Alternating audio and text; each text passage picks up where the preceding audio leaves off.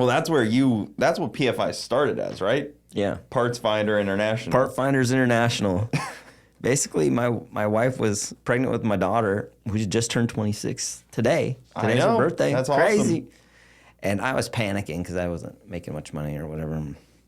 And so I started doing this stuff on the side, and it just grew and grew and grew. And here we are. But yeah, I was buying and selling used parts. Mm-hmm. And I kind of already had a specialty in Honda stuff because I started a Honda junkyard with a buddy.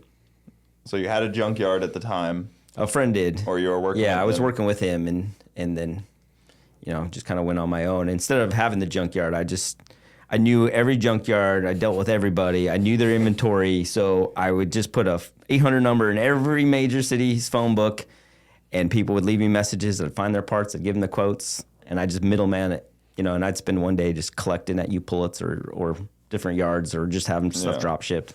So that's how, that was what I was wondering, because now you could go to a junkyard, you find your part, you list it on Marketplace. Yeah. Easy enough. Easy enough. You had to kind of hope people found you. Yeah. And then ask you for the part. Yep. Yeah, and my phone was blowing up all nonstop. Just people asking for any part of any kind of car, or mostly Hondas? Body. No, everything. Everything. I was selling the world. It didn't matter what it was. So you had it lying around. Yeah. Yeah, I had it lying around. And I had a little trailer house that I bought out of high school, and that's what I started it in. And then I bought a house and did it in the driveway. Mm-hmm. And then that was hilarious because it started to become performance because a buddy of mine was like, "Hey, can I use your business license to buy some performance parts?" I was like, "Yeah, of course." Next thing you know, we have all this Weapon R and all this stuff, So and I had already had 2000? Oh, no, this is 96 or something. Okay. 96. The year I was born. Yeah, right. Yeah, so that's where it started. Yeah. Back then.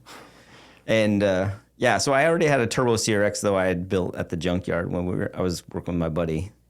And built at the junkyard. Yeah, it was sweet. Yeah. Turbo CRX in 96 was probably pretty wild. Yeah, there was a turbo builder out of Texas, Corky Bell Engineering. If you get the book called Turbochargers, it's Barnes & Noble. Mm-hmm. Corky wrote it or whatever, and it has the turbo kit that was on my car and in there and everything. It's pretty cool. Was there a series that people were doing at the time?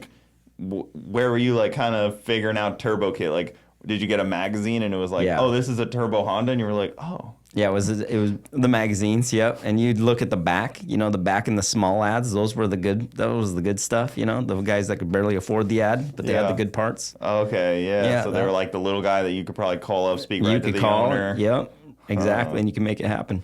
Man, you really found such a way in there. It's so different now that it is. And we're born in a different time, so we don't really understand I know you guys miss such cool stuff, but you have other cool stuff. Of course. And things can happen so fast, and the reliability is so good. We didn't have that reliability. Nothing close. You guys think we changed stuff a lot now. Well, when we were making 600 horsepower, it was like that. It was rough. Well, because people probably couldn't talk.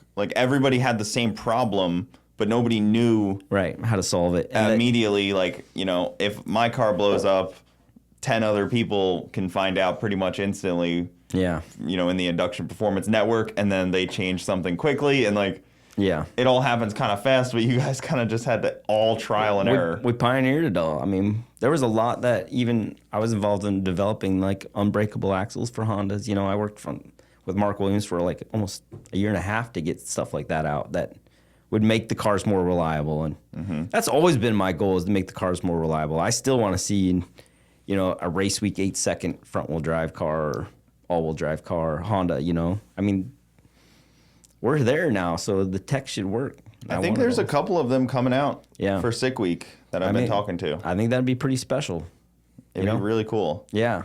It's just, it's progressed so far, so seeing guys just push and, if we can inspire that, come on, guys, let's go. Guys, thank you for tuning in to the Bogetti Clips YouTube channel. For the full podcast, check us out on Bogetti Studios YouTube and all your audio platforms. Also, hit that subscribe button to not miss out on any of the new Bogetti clips coming up.